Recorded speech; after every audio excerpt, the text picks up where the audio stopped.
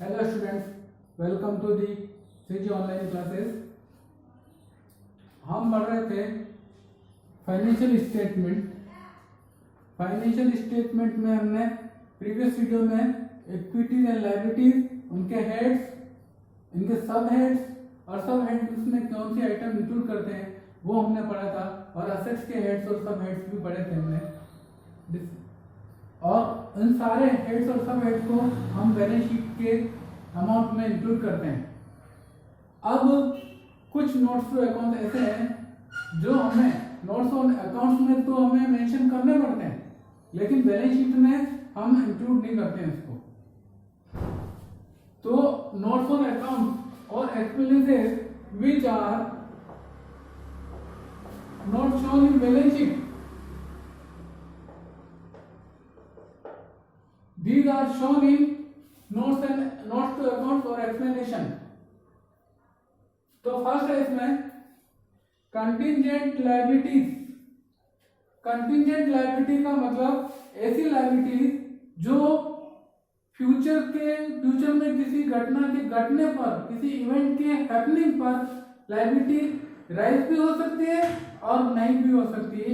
यानी ऐसी लायबिलिटी और क्लेम जो हमें फ्यूचर में चुकाना पड़ भी सकता है और चुकाना नहीं भी पड़ सकता है। वो डिपेंड करता है कि वो फ्यूचर में वो लायबिलिटी हमारे, वो इवेंट हमारे फेवर में अकर होती है या हमारे अगेंस्ट में अकर होती है। तो ऐसी लायबिलिटी जो फ्यूचर में देना भी पड़ सकती है और नहीं भी देना पड़ सकती है, उसको बोलते हैं कंटिंजेंट या डाउटफुल लायबिलिटी। तो इसको हम एक्सप्लेन इस तरह से कर सकते हैं, claims which may or may not be payable depend upon happening of certain events in future। तो फ्यूचर में कोई ऐसी इवेंट होगी जिससे हमारी लायबिलिटी क्रिएट हो जाएगी या हमारी लायबिलिटी एलिमिनेट या रिमूव हो जाएगी। फॉर एग्जांपल, हम एग्जांपल से समझेंगे which may be as follows। First है claim pending in court of law। जैसे ये हम कंपनी है, ये कोई हमारा कस्टमर है और इसने हमारे से कोई कंपनसेशन मांगा है। सपोज ये 4 लाख का कंपनसेशन मांग रहा है। कोई हमने गुड्स सप्लाई किया, इसकी गलती की वजह से या हमारी गलती की वजह से कोई क्लेम 4 लाख का बना है और ये क्लेम कर रहा है कि ये हमारा मिस्टेक है, हमारे एंड पे मिस्टेक हुई है और ये क्लेम मांग रहा है, हम देना नहीं चाहते हैं। तब ये कोर्ट में पेंडिंग है, कोर्ट में चल रहा है, ये क्लेम कोर्ट में चल रहा है, पेंडिंग है। तो ये 4 लाख रुपए हमें फ्यूचर में देने भी पड़ सकते हैं और नहीं भी देने पड़ सकते हैं कंपनसेशन के। ये डिपेंड करता है जजमेंट पे, कोर्ट का जजमेंट क्या है उस पर डिपेंड करता है।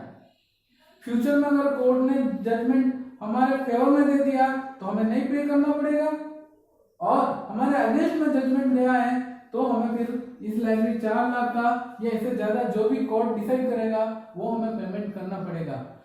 लेकिन प्रेजेंट में ये लायबिलिटी पेमेंट करने के सर्टेन नहीं है कि ये पेमेंट करना नहीं करना, तो इसको प्रेजेंट में हम लायबिलिटी में शो नहीं करेंगे क्योंकि this is uncertain liability. Second point है guarantee given by the company. Suppose company ने किसी दूसरे के लिए गारंटी दी है, कंपनी ने किसी और के लिए बैंक को गारंटी दी है या किसी और पर्सन को गारंटी दी है। सपोज ये कोई सिस्टर कंसर्न है, हमारी कंसर्न सिस्टर कंपनी है, ये पेरेंट कंपनी है, सिस्टर कंपनी हमारे ग्रुप की कोई कंपनी है और इसने बैंक से लोन लिया है, बैंक से लोन लिया है मान लो 10 लाख का। तो बैंक लोन देता है तो गारंटी भी मांगता है और वो गारंटी हमने दी है बैंक को कि ये पे नहीं करेगा तो हम पे करेंगे। तब अभी हमारे लिए लायबिलिटी नहीं है, प्रेजेंट में हमारे लिए लायबिलिटी नहीं है, हमने सिर्फ गारंटी दे रखी है, लेकिन ये लायबिलिटी हमारे लिए फ्यूचर में क्रिएट हो सकती है, अराइज हो सकती है। क्यों? अगर ये कंपनी दिवालिया हो जाती है और ये कंपनी बैंक को लोन का पेमेंट नहीं करेगी फ्यूचर में, तब ये लोन बैंक को हमें पे करना पड़ेगा, तो ये हमारे लिए लायबिलिटी क्रिएट हो जाएगी फ्यूचर में। तो इसलिए ये फ्यूचर में क्रिएट होने वाली लायबिलिटी है, वो डिपेंड किस पे करता है? इस कंपनी पे करता है। तो इस जिसने लोन लिया है वो पे कर देगी तो हमारे लिए लायबिलिटी नहीं होगी, और वो अगर पेमेंट करने में अनेबल हो जाएगी तब ये पेमेंट हमें करना पड़ेगा। तो इसको ऐसी कोई गारंटी हमने दे रखी है तो वो भी बैलेंस शीट के साथ में नोट्स ऑन अकाउंट में मेंशन करना पड़ेगा। बैलेंस शीट में तो शो भी होगा, लेकिन नोट्स ऑन अकाउंट में मेंशन करना पड़ेगा। थर्ड है propose dividend for current year. Suppose ये हमारा ईयर 31 मार्च 2021 को एंड हुआ है और हमने डिविडेंड प्रपोज किया है कि हम 50,000 का डिविडेंड पे करना चाहते हैं शेयर होल्डर को। तो ईयर एंड में हम प्रॉफिट कैलकुलेट करते हैं और उसमें से कितना डिविडेंड डिस्ट्रीब्यूट कर सकते हैं वो हम प्रपोज करते हैं। बोर्ड ऑफ डायरेक्टर या अकाउंटेंट्स या अकाउंट डिपार्टमेंट और बोर्ड ऑफ डायरेक्टर डिसाइड करते हैं इतना डिविडेंड हम बांट सकते हैं, डिस्ट्रीब्यूट कर सकते हैं, पर ये फाइनल नहीं है। तो ये डिविडेंड जब नेक्स्ट मंथ में, ईयर एंड के नेक्स्ट मंथ में अप्रैल में जब शेयर होल्डर की एनुअल जनरल मीटिंग होगी तब board of director dividend propose करेगा शेयर होल्डर की मीटिंग में कि हम तुम्हें इतना डिविडेंड दे सकते हैं। तो वो शेयर होल्डर की मीटिंग में अप्रूव हो जाएगा शेयर होल्डर्स के द्वारा, सारे शेयर होल्डर के द्वारा, तो ये हमारे लिए लायबिलिटी बन जाएगी। और शेयर होल्डर ने अगर मना कर दिया है, वोटिंग अगेंस्ट में हो गई डिविडेंड देने के, ये डिविडेंड कैंसिल हो जाएगा, तब हम डिविडेंड पे नहीं करेंगे शेयर होल्डर्स को। तो ये डिविडेंड देना और नहीं देना फ्यूचर में शेयर होल्डर की मीटिंग में डिपेंड करता है। मीटिंग में अप्रूवल होगी तो देना है, नहीं होगी तो नहीं देना है। इसलिए ये भी प्रेजेंट लायबिलिटी नहीं है, फ्यूचर में कंटीजेंट लायबिलिटी है, इसलिए इसको हम कंटीजेंट लायबिलिटी के हेड में शो करेंगे। नेक्स्ट है bill discounted but not matured. हम बिल ऑफ एक्सचेंज के थ्रू अगर पेमेंट किया है, डेटर से लिया है, तो वो भी कंटीजेंट लायबिलिटी है। उसको हम कैसे समझते हैं? सपोज ये डेटर है, इसमें हम 10,000 रुपये मांगते हैं। We have to receive 10,000 from debtor, then he issued bills receivable. उसने हमने ड्रॉ किया, इसने एक्सेप्ट किया, ये बिल्स रिसीवेबल दिया 10,000 रुपये का, और ये बिल को हमने बैंक से डिस्काउंट करा दिया है। बैंक से डिस्काउंट का मतलब बैंक से हमने कैश ले लिया है 10,000 और ये बिल बैंक को दे दिया है।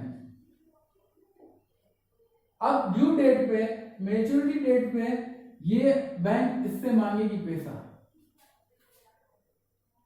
तो on due date bank will present bill of exchange to the debtor. If debtor pays और made the bill, then our liability will not be arise.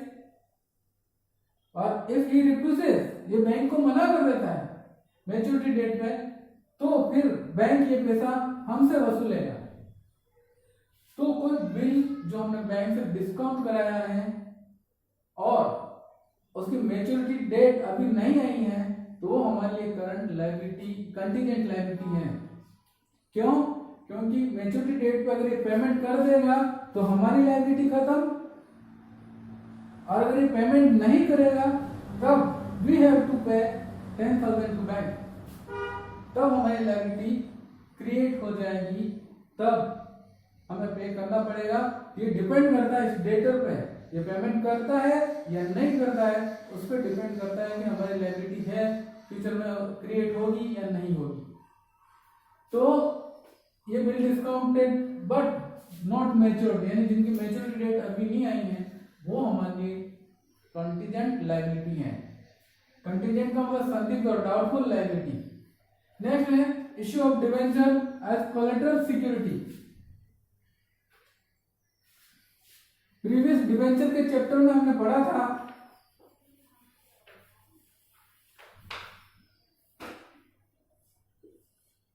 ये हम कंपनी है, हमने बैंक से लोन लिया है, ये बैंक है, इससे हमने 10 लाख का लोन लिया है।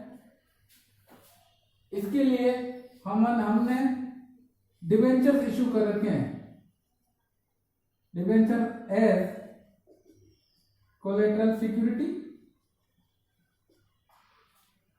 मान लो 12 लाख के हमने डिबेंचर इशू कर रखे हैं, 10 लाख का लोन है, 12 लाख के डिबेंचर इशू कर रखे हैं बैंक को एज अ कोलेटरल सिक्योरिटी। तो ये डिबेंचर अभी इशू माने नहीं जाएंगे, अभी ये कंटिजेंट है, डाउटफुल है, सस्पेंस है। ये डिबेंचर कब इशू माने जाएंगे? हम लोन का पेमेंट कर देंगे, बैंक को रीपे कर देंगे, तो ये डिबेंचर हमें वापस मिल जाएंगे और हमारी लायबिलिटी खत्म। और अगर हमने ये लोन पेमेंट नहीं कर पाए बैंक को, तब ये डिबेंचर इशू मान लिए जाएंगे और बैंक द्वारा लीगल एक्शन लेके ये पैसा हमसे वसूल कर लिया जाएगा। तो issue of debenture as collateral security is also a contingent liability because it is depend upon payment of loan. If company pays loan within the time, then debenture will be cancelled.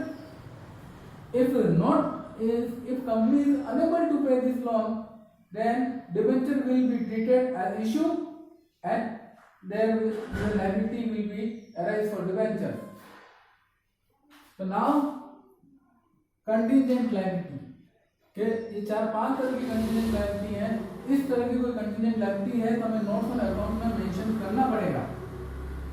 इसके बाद हम बात करते हैं commitments. Commitments भी ऐसे claim है या ऐसी कमिटमेंट भी हमारे को बैलेंस शीट में शो नहीं करने पड़ते हैं। ऐसी आइटम है जो बैलेंस शीट में शो नहीं होती लेकिन नोट्स ऑन अकाउंट्स और एक्सप्लेनेशन में हमें शो करनी पड़ती हैं।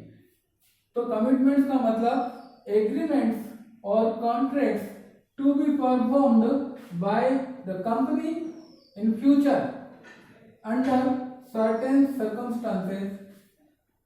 यानी कंपनी ने दूसरी पार्टी से कोई एग्रीमेंट और कमिटमेंट कर रखे हैं कि हम ये एग्रीमेंट आपका पूरा करेंगे या कॉन्ट्रैक्ट पूरा करेंगे फ्यूचर में, तो कॉन्ट्रैक्ट फ्यूचर में पूरा होगा। तो ये कब मान लो हमने 5 लाख का किसी का बिल्डिंग बनाने में कॉन्ट्रैक्ट लिया है तो हमारे को वो कॉन्ट्रैक्ट पूरा करके देना पड़ेगा।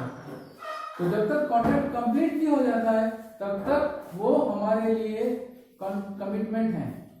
मान लो 5 लाख का कॉन्ट्रैक्ट है, उसमें 3 लाख का हमने काम कंप्लीट कर दिया, 2 लाख का बाकी है, तो हमें मेंशन करना पड़ेगा कि 5 लाख का कॉन्ट्रैक्ट है, उसमें 2 लाख का काम करना बाकी है जो हमें फ्यूचर में करना पड़ेगा।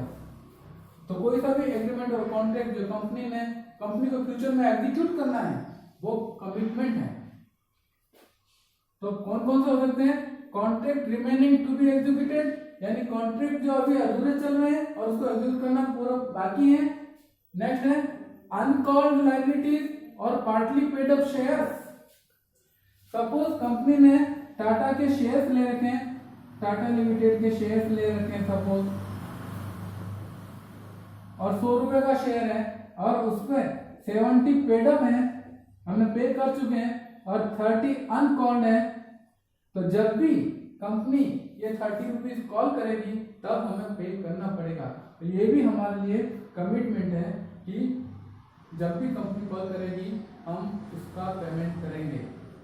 नेक्स्ट है arrears of dividend on cumulative preference share. Cumulative preference share है सपोज 10% क्युमुलेटिव प्रेफरेंस शेयर्स में कंपनी ने इश्यू कर रखे हैं। अब इसका अमाउंट सपोज प्रेफरेंस शेयर है और रुपीज अमाउंट सपोज 10 लाख है। अब इसका ईयरली फिक्स है, क्युमुलेटिव है, ईयरली हमें 1 लाख रुपए 10 लाख का 10% 1 लाख रुपए डिविडेंड हमें देना है। लेकिन हमारे को प्रॉफिट कम हुआ है, प्रॉफिट कंपनी को 40,000 ही हुआ है, तो ये 60,000 रुपये हैं। क्यूमुलेटिव प्रेफरेंस शेयर के केस में हम नेक्स्ट ईयर में पे करेंगे, तो ये क्यूमुलेटिव हो गया। तो जिस साल का कोई एरियर रह गया है, प्रेफरेंस शेयर हम क्यूमुलेटिव शेयर होल्डर को नहीं पे कर पाए हैं और आउटस्टैंडिंग रह गया है, तो वो एरियर हम नेक्स्ट ईयर में पे करेंगे। फ्यूचर में जब भी कंपनी को सफिशिएंट प्रॉफिट हो जाएगा तब हम पे करेंगे। तो ये भी हमारे लिए कमिटमेंट है। इसको बैलेंस शीट में शो नहीं करना आउटस्टैंडिंग एरियर की तरह, लेकिन ये कमिटमेंट है और उसमें शो करेंगे कि फ्यूचर में जब भी कंपनी को सफिशिएंट प्रॉफिट होगा हम उसका एरियर उस साल में पे कर देंगे। तो ऐसा कोई क्यूमुलेटिव एरियर है प्रेफरेंस शेयर का, वो भी हमें कमिटमेंट में मेंशन करना पड़ेगा।